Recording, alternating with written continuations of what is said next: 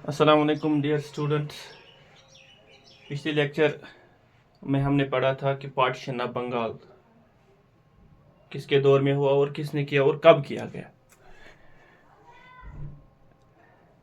आज हम इसी टॉपिक को थोड़ा और इलाबरेट करने की कोशिश करेंगे कि कुछ बच्चों को कुछ कन्फ्यूजन रहा था, कुछ डाउट्स रहे थे, उनको हम क्लियर करने की कोशिश करेंगे। यहाँ पर partition of Bengal as per Lord Curzon उसने कहा था कि Bengal is a big province to administer, therefore its division is necessary.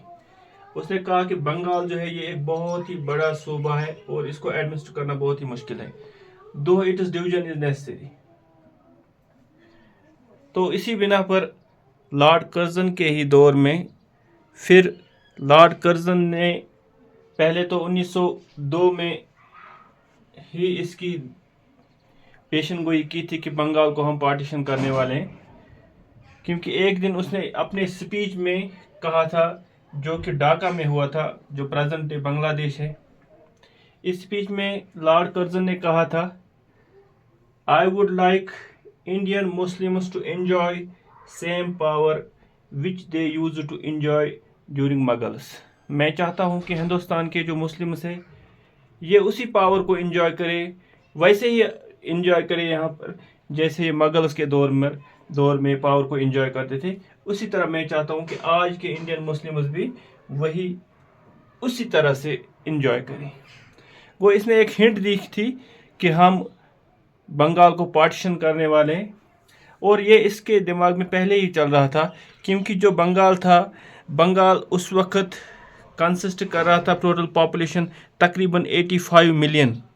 उस वक्त बंगाल की जो टोटल आबादी थी वो 85 मिलियन थी, जिसमें 31 million Assam and East Bengal था, इंक्लूडिंग चिटागांग जो उस वक्त उसी के साथ था, और रेस्ट ऑफ द बंगाल तकरीबन 54 मिलियन पॉपुलेशन थी।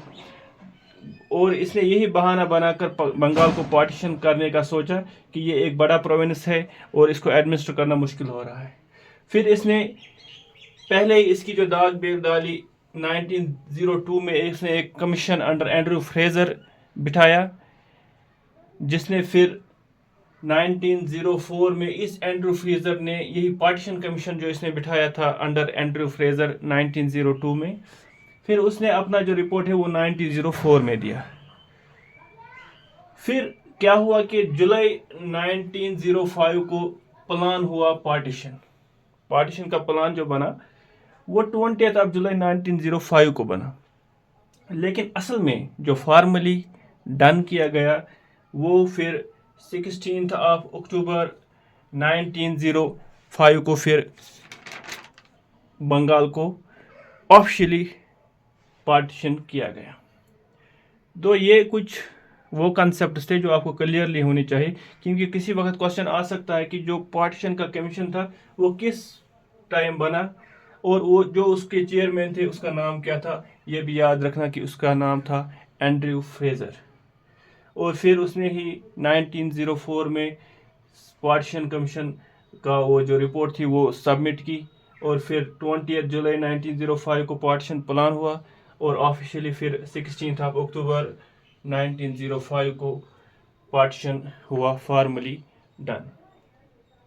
तो इसके बाद क्या हुआ, जब पार्टीशन हुआ तो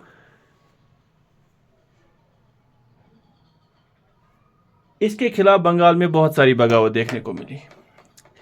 सबसे बड़ा जो ब्रिटिशर्स को दचका लगा वो लगा उनको स्वदेशी और बाइकआउट मूवमेंट से। यहाँ पर हम थोड़ा इसको एलाबरेट करने की कोशिश करेंगे कि ये स्वदेशी और बाइकआउट होता क्या था उस वक्त। स्वदेशी means use of self manufactured goods. India में क्या हुआ कि उन्होंने कहा कि ब्रिटिशर्स की वजह से जो हमारी अपनी इंडस्ट्रीज थी वो ज़बरदस्त खसारे में चली गई।